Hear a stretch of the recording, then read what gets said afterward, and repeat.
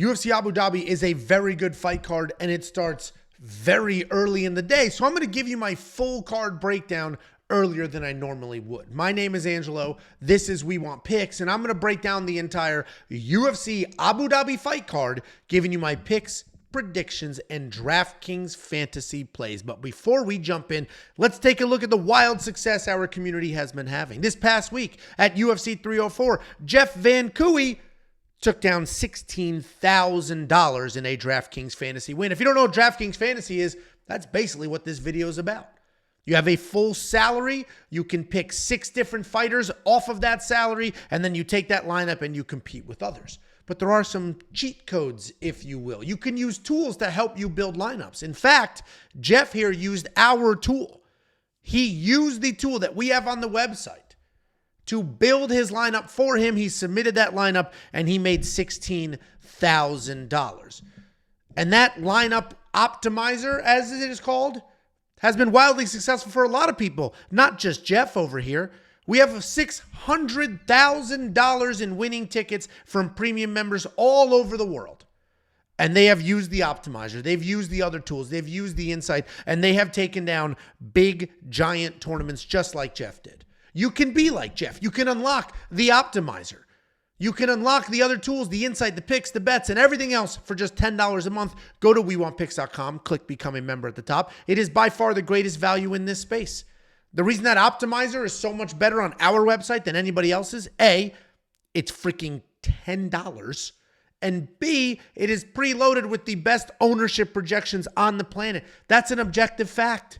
Week in and week out, the best ownership projections.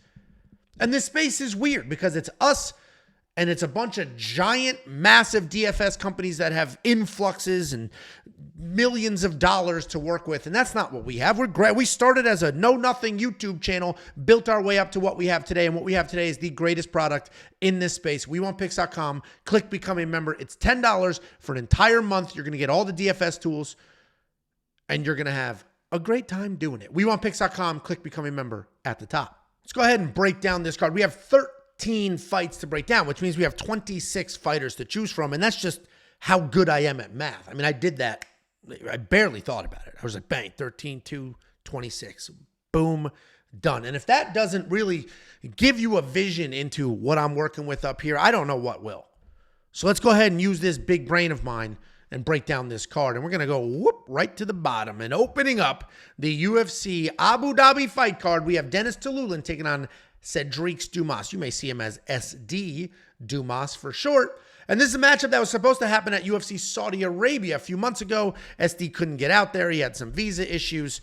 But now we're good to go. He can apparently get into Abu Dhabi, no problem.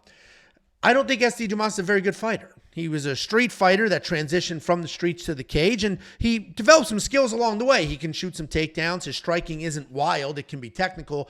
He cannot defend a takedown, though. He doesn't have like crisp, clean anything, but he is evolving. He seems to be putting in the work, putting in the time. He's coming off this loss to Murzakanov. There was an eye poke in the mix, but I don't think it mattered. I think he was going to lose that fight no matter what.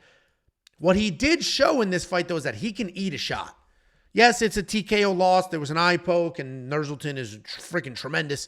But the reality is, SD Dumas ate some big boy shots in that fight. So it's like, all right, this guy's pretty durable for the most part. And if you're not wrestling, it's really going to be a striking match because he can't defend a takedown at all. He's taking on Denis Tiuliulin. Denis Tiuliulin's a busy guy.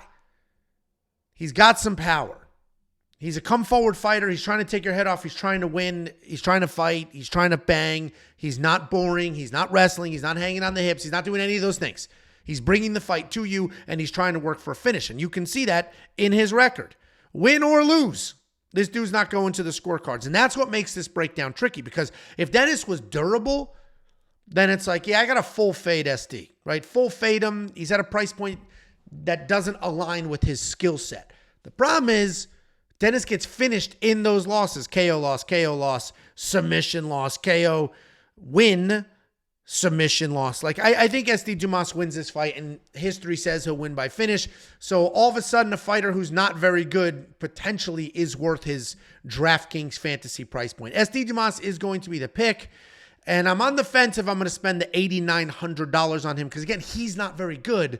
But sometimes you just got to look at the opponent and go from there. Then we have Jai Herbert taking on Rolando Bedoya. Jai Herbert's the favorite here. I think he loses. Jai Herbert's a technical striker. He's a kickboxer. He's very technical. He likes to keep the fights at range. He's got a little bit of power. You'll see here he had a knockdown against Ilia Topuria. He ended up getting knocked out after that, but he knocked down the current featherweight champion and potentially could have finished him if the stars aligned, but they did not. He does have some power. He is a technical striker, but he gets hit more than he hits other people. He has a negative striking differential. He also is gun shy. He doesn't land nearly as much as he should. This loss to Faraz Ziam is because Jai Herbert did not let his hands go. He's too technical for his own good. He waits. And people are touching him up while he's waiting for the perfect shot. And that could be a problem for him because in this matchup, he's taking on Rolando Bedoya. Winless in the UFC. He just got dropped by Song Kanan. Before that, he lost to Chaos Williams where there was a million leg kicks. Here's the thing. Rolando Bedoya is not the better fighter in this matchup, right? He's not better than Jai Herbert. Jai Herbert's very technical. But Jai Herbert's gun-shy fight style, Jai Herbert's inability to just let his hands go and charge forward could be his undoing. Rolando Bedoya can march forward, land a million strikes, just stay in his face, stay busy. He lost to Song Kanan, was dropped in that fight, had 46 points in DraftKings Fantasy. He lost to Chaos Williams, had 60 points in DraftKings Fantasy with no takedown. These are just striking stats. Add 30 if it's a win. Now he has 90 points. I like Rolando Bedoya at $7,600. I will probably have him as a dog in my DraftKings Fantasy lineup because even if he loses, which I hope it doesn't happen, but even if he loses, he lands so many strikes and he's so busy that he puts up actual numbers. He is scoring more in his losses than we've seen some fighters score in their wins. Rolando Bedoya is going to be the pick, and I think he's a good play for DraftKings Fantasy. Then we have Victoria Dudakova taking on Sam Hughes. Victoria Dudakova. First of all, you're going to see Victoria spelled 12 different ways. Sometimes there's a Y in it. Sometimes it has two I's. It's crazy. She herself spells it the regular way. At least that's her Instagram handle. So I don't know why UFC's website has it spelled differently than DraftKings that has it. It's crazy. It's crazy.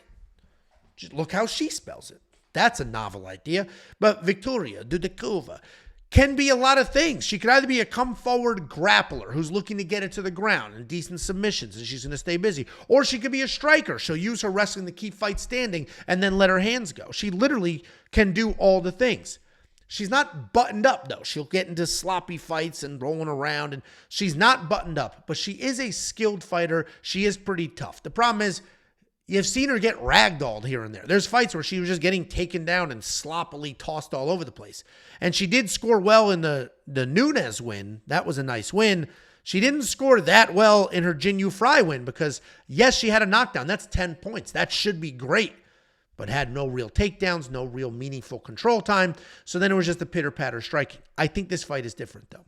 She's fighting Sam Hughes. Sam Hughes isn't going to be a world champion anytime soon, but what she is going to be is in your face. She moves forward. She's got cardios for days. She uses cardio as a weapon. She has no real power, but she's just constantly throwing, constantly charging forward, looking to get fights to the ground, looking to stay busy, just never backs up, never stops. She's just the little engine that could, just chugga, moving forward. Sam Hughes can absolutely win this fight. I think she's a great underdog. I think Victoria Dudakova is the better fighter, and I think she will wrestle first. I think whoever wins this fight ends up wrestling first. If we look at Sam Hughes' win over Jacqueline Amorim, she only scored 83 points. And that's because she had a takedown with control time, she had a reversal with control time, and she played it safe. Jacqueline Amorim's phenomenal jiu-jitsu. Sam Hughes played it safe. She lost to Pereira Rodriguez. Okay, Pereira Rodriguez is good. She's tough. She finished Elise Reed with the 4 takedown. This is like the turning point for her career when it's like, oh shit, Sam Hughes might be good. Finished Elise Reed. This fight could look like the Elise Reed fight. A bunch of takedowns, bunch of control on top, just busy, elbowing. I'm probably going to fade this fight because I think Victoria can win this fight because she's the better fighter. But I fully recognize Sam Hughes is a phenomenal underdog. The problem is when she loses, she doesn't score that incredibly well. She does go the distance. She might squeak out a takedown or two. So in my mind, it's either Rolando Bedoya or Sam Hughes around this price point. I'm going to slightly lean Rolando because I'm positive the volume is insane. But Sam Hughes might actually make me look stupid because if she comes out with this wrestle-heavy game plan and gets the takedowns first, she 100% could not only win that fight, but score an absolute ton of points in that matchup. Then we have Guram Kutateladze. It's Kutateladze. Oh, I was right there. What are we doing? Right there. Guram taking on Sam Hughes. Unfortunately, Guram, let's look at this picture for a second. This is not a well man. This is, what's that Christmas movie where he's like, oh, the future, the past. This is the future, but a dead man. Look at this picture. Oh my God. He doesn't look well. He is dangerous though. He's on a 2-fight skid, which is not great. And really, his only official UFC win is when he showed up on short notice against Gamrot, got taken down a bunch of times, but pieced him up in the striking. Guram is a very good striker. He's a very technical striker. He's a good striker. He has a professional kickboxing background. He's on point. He's got power, all of those things. He's never worth the money, though. He just isn't. Even in that win over Guram, he only scored 56 points. That loss to Damir Ismagulov, that was a very close split decision. Could have gone his way, but even if it did, he scored 68 points. He was piecing up Elves Brener. Was on his way to winning a decision there. Let's say that was going to be 76, maybe 80 points. But he got knocked out late in the third, and he's coming back after you. Even if you think Guram wins, you cannot have him in your lineup. He doesn't cover his salary, let alone $8,800. He's fighting UFC comer Jordan Vucenic. Jordan Vucenic, he's pretty good. Short notice, UFC debut, up in weight. All those things working against him. Therefore, I'm picking against him. But he is good. He's immediately being thrown to the wolves. He has no official MMA background, no background in any individual sport. He just started as a blank sheet of paper. Guram, I mentioned, started as a professional kickboxer, came over to MMA. Jordan started as nothing. He just started as a guy that's got tattoos from the bottom of his chin all the way down to his ankles. It looks like he is wearing clothes, but he's not. He's busy. He moves forward. He'll shoot takedowns. He'll plant his feet. He'll throw his hands. He's got plenty of cardio. He'll switch from brawl to like calculated game plan on a dime. He beat that dude Morgan Charrier in a very good back and forth fight. A lot of people think that was close, potentially a robbery, but we watched how good Morgan can be. We've seen Morgan in the octagon doing well, and MMA math isn't always a thing you can do. But Jordan Vucenic is very good, deserves to be in the UFC. He genuinely seems to be a UFC caliber fighter, but I think this is too much too soon. And Guram, while he is 1-2 in the UFC officially, and while he doesn't score very well in DraftKings, what he is a very good technical striker who, if he does get taken down, he's busy, he moves, you can't rack up control time, you're not going to submit him. So I think this is, even if Jordan somehow pulls off the upset, I don't think this is a runaway victory for Jordan. I think Guram's going to win here. I think he's just too good, too experienced, and the short notice up in weight's going to be a problem for Jordan. So Guram is going to be the pick, but I can't spend that money on him. Then we have Shamil Gaziev, and we're all trying to find out, is he a fraud or is he as good as we think he is? And that's because in his last fight, Jairzinho Rozenstruik smoked him. And before I get a little farther, Jairzinho Rozenstruik, Biggie Boy, this man who just beat Shamil Gaziev, was on our show last night. Thursday nights, we do a call-in show. Premium members can call into the show, typically chat with us, ask us questions, talk about bets, make some jokes, all of that. But Jairzinho Rozenstruik joined us last night, and he was answering your questions. Premium members were calling into the show, asking him questions. He was answering on the fly. Couldn't have been a cooler dude. I actually like him a lot more now than I did before. So check out that video. Just an easy, casual watch. It's timestamped. So there's a bunch of bullshit in the beginning, then Jairzinho for about 45 minutes, and then a little more bullshit. You can check out the timestamps and go from there. Either way, Shamil Gaziev lost to Jairzinho. Jairzinho was patient, was controlled, pieced him up, landed. And even though Shamil had that wrestle-heavy game plan, he just couldn't get it going. He couldn't do anything meaningful with it. But I still believe in Shamil. He's an athletic guy, even though he doesn't look like it. He has power in his hands. He's fast. He will spin. He'll move forward. He also will work in takedowns. He is a Dagestani, but he's not typically a takedown guy. Last fight, we saw those takedowns. We saw those attempts. We saw that ability. Personally, I still think Shamil is very good, even though some people say quit in his last fight. I think he just had too much too soon. He had one single fight officially in the UFC against Martin Buday. He started to slow down in that fight. Finished Martin, all was good. Guy's got a ton of finishes, undefeated, probably never really had to work on his cardio because fights never went that long. And then he was thrown into a main event against a top 10 guy on the planet.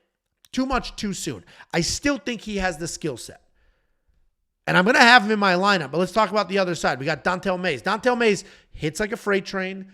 DonTale Mayes can actually sneak in some takedowns as well. It's been a while, but he had 7 takedowns between the Parisian fight and the Roque Martinez fight. But he can wrestle. He can defend some takedowns. He will bomb away. He's coming off this win over Caio Machado. He was headhunting in that fight. He physically didn't look as good as he had in the past, and he was just headhunting, just trying to make something happen. I think Shamil Gaziev can win this fight. While DonTale has big power in his hands, his cardio's fine. Like, it's not great. He's not Cain Velasquez in his prime, but he is a guy that has some cardio, right? He will go the distance. And that worries me a little bit here because, yes, he's been subbed a handful of times, but he's not a chinny guy. And I do think Shamil wins. I probably will have him in my lineup, but Shamil might not be able to put DonTale away on the feet, so then he's going to have to wrestle, which is going to require more cardio. And we just saw that slob not have the cardio that he needed. So there are some landmines in this fight. You probably should fade it, but maybe I just have a soft spot for these no mustache, full beard guys. But I still think Shamil's going to get it done. Just avoid the red flags and fade this if you'd like, because I do think Shamil's going to win. But again, he's shown us he doesn't have great cardio. DonTale has showed us that he is a durable guy, especially on the feet. So a lot of things could happen here, but I am going to go Shamil. I'll probably spend the money for my lineup. Then we have Kaue Fernandes taking on Mohammad Yahya. Put Kaue in your lineup. He should score well. And actually, don't. Let's go ahead and break him down. Kaue Fernandes is a good striker. He's a powerful striker. He's got that loose striking style. He'll bounce around on his toes. He'll stay outside the pocket, and then he will lunge in with all of that power, all that speed. He's from a very good fight gym, No Vignal. They've sort of fallen off the last 6-7 years or so, but they have produced world champions before. They're almost like a shooter box where they've got good technical striking, but they can be aggressive, and they've got good jiu-jitsu as well. They're a little more buttoned up than shooter box, right? Shooter box is known for their aggression. This gym isn't quite as aggressive, and Kaiu's not super aggressive. He's loose, he's powerful, he's got good jiu-jitsu on the ground. The reason I'm torn here is Kaiu's a very good fighter. He's the better fighter in this matchup, and he should absolutely win. And a lot of that has to do with just how terrible Mohammad Yahya is. Mohammad Yahya is not good. This guy's terrible. He literally falls over. I can't mention that enough this week. Just falls over in the middle of fights for no reason. He's a patient striker, which means boring as shit. He stands tall. He keeps his hands low. He's got that traditional, ooh, I'm a karate fighter type stance. It doesn't work. He's not good. He's not good. I can't emphasize that enough. But he is durable. And that's where it's kind of a pain in the ass here because Kaue Fernandes is very, very expensive. And if Mohammad Yahya just stays durable and Kaue pieces him up, Kaue might not be worth the money. So Kaue is a very confident pick to win, but if we're looking at a salary and I have to put some people in my lineup, Kaue is a guy that I keep going back and forth on, not because I don't think he's going to win, but because Mohammad Yahya is durable and he may just stay tough and it might just be a striking fight and all of a sudden there's not a ton of points there. But Kaue Fernandes beats Mohammad Yahya. Mohammad Yahya is not good. Hopefully that's clear enough for you. Then we have Alonzo Menifield taking on Azamat Murzakanov. Alonzo Menifield's another interesting guy to break down because he has all the tools to be wildly successful. He has insane power in his hands. He's built like look at his neck. Look at his neck. It's the same width as his head. Like his neck is huge. Look at the this guy is jacked, has power and cardio. I emphasize look at his neck to make the point that somebody that physically is built like him should not have the cardio he has. He has cardio. He will get takedowns late in fights. He will move forward. Like he had a bad fight early in his career where his cardio failed him. I think I forget which fight. His cardio didn't look good. Maybe it was, I forget which one it was. And then he made the adjustments. And it was the Ed Herman fight where it's like, whoa, this guy's cardio is actually really good. The William Knight fight was sloppy, and that doesn't age well. But since then, he beat Murzakanov. He beat Murzakanov. The Jimmy Crute fight, he was knocking that dude down left and right, but shooting takedowns for some dumbass reason. Then they rematched it. He beat the shit out of him. He beat Dustin Jacoby. He lost to Carlos Ulberg because of the game plan. He just ran forward as fast as he could. Carlos Ulberg stepped to the side, cracked him, and that was the end of that. Point being, Alonzo Menifield is very, very good, but he's inconsistent. You cannot always trust him. The decision-making in the Ulberg fight, the decision-making in the first Jimmy Crute fight are a bit concerning. And if we look at his opponent is very good. Azamat Murzakanov is very good. He just beat Dustin Jacoby where he knocked him down, took him down, and then pieced him up. He beat Devin Clark, knocked him down, finished him. He beat Nchukwi, knocked him down, finished him. So Murzakanov is a guy that has knockdowns in every single one of his UFC wins. He's got plenty of finishes. He also does have some cardio. We saw that in the Jacoby fight. He didn't really slow down. He's got some takedowns in the back pocket. I think we got to go Murzakanov here. I mean, he's going to be the pick. He has to be the pick. Like, he is good. He's not a hollow record. Dustin Jacoby's a good win. Devin Clark's not great, but he's big and he's powerful. Chukwi is fast and hits hard. Like, these are good wins. So I just got to go that direction. Alonzo worries me because he is very, very good. And Alonzo's the type of guy that can absolutely come in here, blast this dude, knock him out cold, and be like, told you so. Told you. But we did just watch Alonzo get knocked out. He does make some interesting decisions at times. I'm going to have to go Murzakanov, $8,700. Maybe that's the move. Maybe I have him in my lineup instead of Kaue Fernandes, and then that frees up some more space in the middle of this card. Then we have Joel Alvarez taking on Elves Brener. Joel Alvarez, feast or famine. Feast or famine. That there's no in between. He's either finishing you, putting up good points, or not. Like, that's it. There's not like a close decision with Joel Alvarez. Joel Alvarez has never taken anybody down, even though he's a phenomenal jiu-jitsu practitioner. Joel Alvarez is the Mackenzie Dern of this division. Striking is decent. He'll move forward. Can't get a takedown to save his entire life, even though he desperately wants fights to get to the ground. That is Joel Alvarez in a nutshell. All of these submission wins are because the other person took him down like an idiot. These people are idiots that took him down. All of them, including Mark DeCasey. Mark DeCasey took his ass down. Bang, submitted. That's what you get, stupid. Joel did look good in that fight, though. His hands looked good. I think he actually defended a takedown. The first ever takedown he ever defended was in that fight. But before that fight, Arman Tsarukyan took him down, beat the absolute piss out of him, and finished him. And this is an interesting matchup because he's taking on Elves Brener. Elves Brener showed up and just was underdog spoiling everything. He beat Tukagov, $6,600. He beat Guram, $6,800. Knocked him out. Was clearly losing that fight. Knocked him out in the third round. He beat Kruszuski, $8,200, slight favorite in that fight. He finally lost to Motobek Orobai. He had a terrible weight cut. He was beaten by a caveman, but he had 3 takedowns. This fight comes down to if you think Elves Brener gets submitted or not.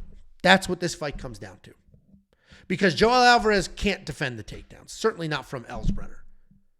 Elves Brener's got real power in his hands, and he's a durable guy. We watched Guram beat the piss out of him, and he still came back and knocked Guram out. I think Elves Brener wins. I think he can avoid being submitted. It's risky, though, because he can't help himself. He's taken everybody down, so he cannot help himself. And he might just take Joel down and find himself in a little bit of trouble here, but $7,900, I think I'm going to do it. I think Elves Brener wins. I think I'm going to do it. I think he can avoid the submissions. He certainly can get takedowns. And while that is counter to like the logical thing to do, oh, this guy's phenomenal jiu-jitsu, don't take him down. If he can take down Joel, stay safe, and just elbow rock him in the face a few times, Joel will get less and less. Every elbow, Joel's danger meter will go down. I think Elves Brener can win this fight. I do think I picked him to win, and he may be worth his money. Certainly in his wins, he's worth his money in DraftKings Fantasy. Obviously, 60 points against Tukagov isn't great, but that was a UFC debut. 102 against Kutateladze. 106 against Kruszuski. He scored 56 points in a fight that he lost after a terrible weight cut against a beast wrestler. I think he can get it done. He's only $7,900. Dull hairs. Then we have Mackenzie Dern and Lupita Godinez. Pick your side.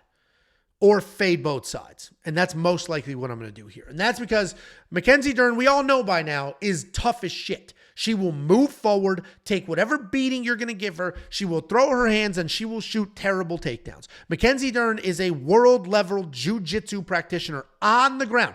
On the ground, Mackenzie Dern is a phenomenal, very dangerous person. Striking, it's technical offensively, like it's getting better, but she gets hit a shit ton. Like she gets blasted in the face. And the other problem is she can't get fights to the ground because her takedowns are awful. And you'll see, oh, she took down Lemos. She took down Angela Hill 3 times. She took down Yan Janan twice. She has a, what is her takedown percentage? 15%. It's horrific. That means 85% of the takedowns she shoots don't work. And she needs fights to get to the ground because that's how she's going to win fights. She did outstrike Angela Hill.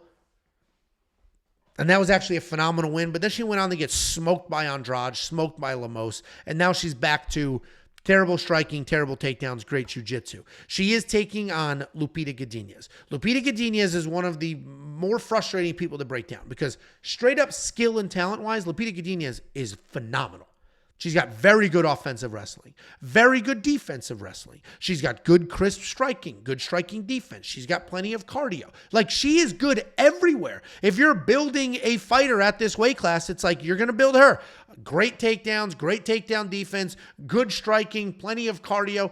The problem is you used up all your points to build out the wrestling and there was no points left for the brain. So now you have somebody who makes shit decisions in fights. Just the worst decisions you've ever seen. For example, in her last fight against Verna Jandiroba, which was a loss, but it did age well, she was defending takedowns. She looked phenomenal. Defending takedowns, making stuff happen. Winning the striking exchanges, defending takedowns. And then she was like, you know what? I saw a Ryan Hall VHS where he just held onto a leg and squeezed the shit out of it. So then all of a sudden, she's just hanging on the submissions for no reason whatsoever, giving up control time, and lost that decision. If all she did was continue to fight the fight the way she was, defend the takedowns, let your hands go, defend your takedown, she would have won that fight. And she would on a nice little 5-fight win streak here. Her last loss was to Angela Hill. Same stupid decision-making bullshit. Even in the win against Cynthia Calvillo, not shooting takedowns. Lupita Godinez is one of the better at not shooting takedowns. So what this rant and rave is all about is that Lupita Godinez is a very, very good fighter. I think she wins this fight, but you cannot trust her. You cannot trust her to make the right decisions at the right time. You just can't. I also don't think she's going to be worth the money. Even in a win. Look, Tabitha Ricci, 70 points. This might look literally exactly like that. Just outbox her. You should be more clean. Defend the takedowns. It literally might look exactly like this, and then she won't be worth the $8,000. I'm going to fade both sides of this fight because I can't trust Loopy, and Mackenzie Dern's takedowns are absolute shit. So without takedowns, how's she supposed to win this fight?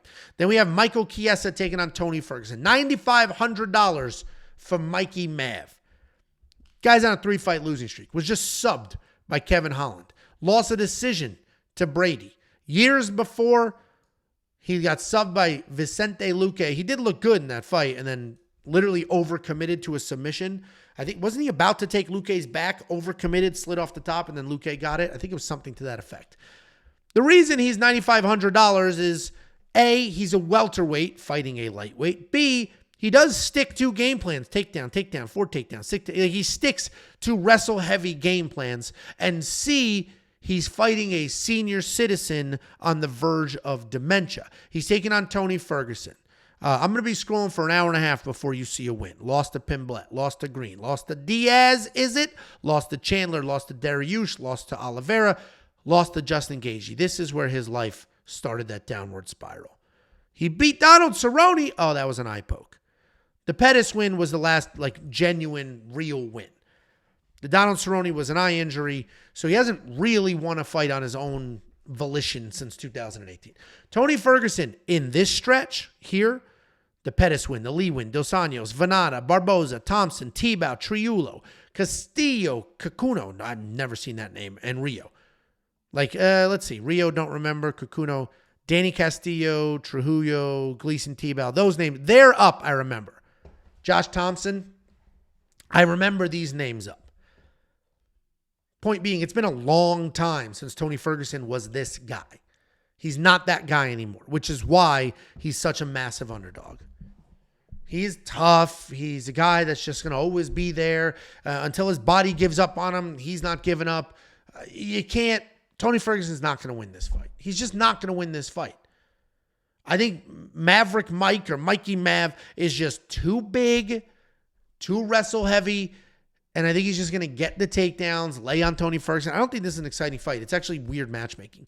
I think they literally are just like, let's just throw a legend on this card for the local audience. And so that's what they did. But I think Maverick gets it done. Michael Chiesa should win this fight. Is he going to be worth $9,500? I don't think he's going to finish Tony Ferguson. And maybe he will. Bobby Green freaking subbed him, so maybe he will. I don't know what to do with that. Because Tony Ferguson is durable. Paddy didn't come close to subbing him. Didn't come close. But Paddy got some takedowns, tons of control time, scored pretty well. So Michael Chiesa might actually score really well just off takedowns and control time. He certainly is going to win this fight. Then we have Divas Figueiredo taking on Chito Vera. I think Divas Figueiredo turns in to a Nurmagomedov. He's literally training with them. I think the worst thing that's ever happened to Marlon Vera or Chito Vera is that the whole world knows how insanely durable he is. So nobody is going to try to stand with him anymore. They're just going to out-wrestle him. And it's not an easy task, right? He's got good takedown defense. But Divas Figueiredo has decent takedowns. He is up in weight here, right? He moved up to 135 pounds a couple fights ago. He beat Font, looking like a Nurmagomedov. He beat Cody Garbrandt, only needed one takedown to do it. And this is the new Figgy. Get the takedowns work from there. I think Figgy wins this fight. I do not think he's worth the money.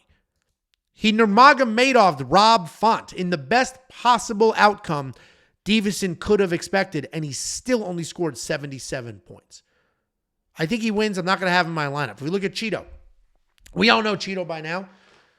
Forward pressure striker. He is a little more hesitant than you think he is. Like, you're going to see some of these numbers are high, but he doesn't really let his hands go. If you let yours go, he'll let his go, but he's not going to really dictate that pace. Typically gives up the first round. He's kind of a slow starter. He's got power. He'll myrtleize your face. He'll defend the takedowns on the ground. He can be slick. He can snatch something up. And his claim to fame is just how insanely durable this guy is. He ate one of the loudest, biggest knees we've ever seen. Ate it on the chin. Just continue moving forward in his last fight. I don't think it's going to work, though. I don't think he's going to be able to defend the takedowns and piece up Figgy. I do think he gets taken down and controlled, but if anybody can have the come-from-behind win, it's Chito Vera. He did it to Dominic Cruz, was losing come-from-behind win. Corey Sandhagen fight, that was pretty clear. He lost that pretty straightforward. The Frankie Edgar fight made him pay on the way in. The Grant fight, just busy. Stayed in his face. Let his hands go. Brutalized him. I don't think he's going to be able to get it done. I think he gets taken down and controlled in that fight. Then we have the co-main event. Shara Booten, or Shara Bullet, taking on Mikhail Oleksichuk. Man, this is another tricky one. Yeah, he scored well. All right. 97 points against Bruno Silva. 94 against Tricoli. I don't even know how he scored 97 against Bruno. And I guess it's here. 222 strikes landed. Keep in mind, that's a little deceiving. He was taken down 3 times. He was just doing this on the ground. And they counted it because that's just total strikes. Shara Booten's an interesting guy because he's being billed as like this crazy-eyed monster. He's being billed as a guy that is just, he's got all finishes. He only has one single, he's got 13 wins and 11 knockouts. And that's how he's being billed.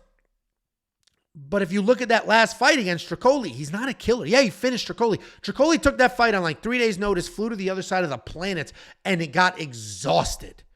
I mean, that's what happened. Tricoli got exhausted, and that's how that finish came late. Shara was throwing one punch at a time, one kick at a time. Didn't seem to have that killer instinct. This fight was just in June. It's barely August. And since this fight, he was at the UFC X conference. He was with us in the UFC VIP for UFC 304. He filmed a movie in Hollywood. Like, there wasn't a ton of training time in the mix here. And if he already was a guy without the killer instinct, I don't know what he's going to look like in this fight. He's going to win this fight. I'm picking him to win this fight. He has established that he's very good. He's technical. He's busy. He can take a shot. He can give a shot. He's established all of that. So I am picking him to win. I just don't know what it's going to look like because he might do nothing, land a knockout shot in the second round. And all of a sudden, he's not worth $9,000. He's fighting Kutateladze. Round 1 loss, round 1 loss, round 1 win, round 2 loss, round 1 win, round 1 win. Like, he's been to 1 decision, 2 decisions in the UFC. He's typically a kill or be 3 decisions in the UFC. He's typically a kill or be killed kind of guy. And if Shara was a killer, if I knew he was going to move forward and throw crazy, I'd be like, yes, Shara will get it done. But McCall, in these striking-only type fights, does quite well.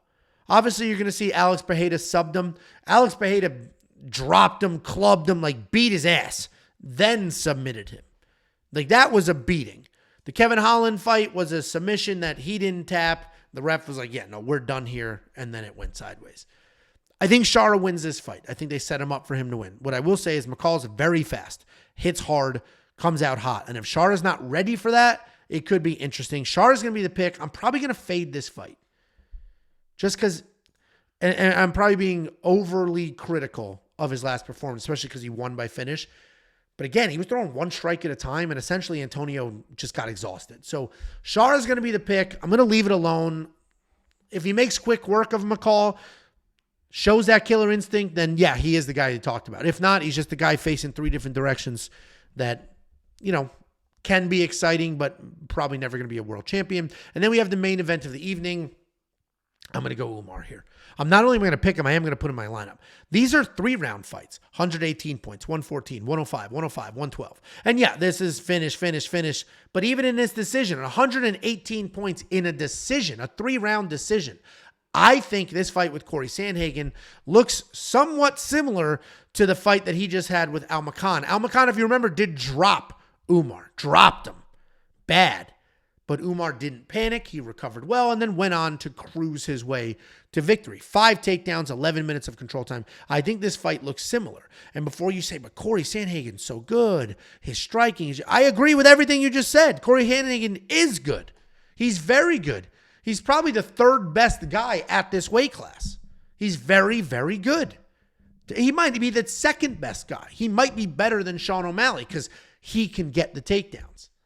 The problem is, doesn't matter how good he is, if he doesn't have the time on the feet to showcase his hands, if he doesn't have the ability to work in jiu-jitsu because the base is too good on Umar, then it doesn't matter how good he is. I think we're going to get a Nurmagomedov fight here. I think it probably goes the distance, and I think Umar's just going to get the takedowns, have the control time, and it's going to be a boring-ass fight. I think this fight looks like how Corey Sandhagen beat Rob Font, but reverse. I think that's what this looks like, literally. I'm not going to strike with this guy. Why waste my time? Get the takedowns, get the control time, and that's it. I think that's what this fight looks like. And I'm sure Corey, he's a very smart guy, a high IQ guy, articulate. I'm sure he's been working on his takedown defense and his wrestling and his jiu-jitsu. The takedown defense, I don't care how hard you work on it. It's too late. You're not going to cover that ground in a fight camp. You're not going to do it. So you're getting taken down. And then he's working on his jiu-jitsu like crazy. That could work against him. Because, I'm going to, this submission and that submission, let me try to sweep. He should be, if it gets to the ground, under no circumstances should he be using jiu-jitsu. Try to get up as quickly, just scramble, create chaos. Scramble, create chaos. Trust your cardio. On your feet, let your hands go. Just let your hands go. You are going to be taken down. It's going to happen. Make him pay on the way in. Try to make something happen so that he's questioning if he wants to shoot again. Either way, Umar Nurmagomedov's the pick. He will be in my lineup. Guys, that is the breakdown. Let's celebrate the premium members. Jeff took down a $16,000 tournament last week at UFC 304 using our optimizer. And he's not the only one. That win got us over $600,000 in the last 6 months from premium member wins. We have the best DraftKings ownership projections in the game. We have the best set of tools. The suite of DraftKings information available to you is unrivaled, and it is only $10 a month. WeWantPicks.com. Click become a member. It's $10 for an entire month. You're going to get this card. You're going to get the UFC Vegas card. You're going to get UFC 305. WeWantPicks.com. Click become a member. $10 for an entire month.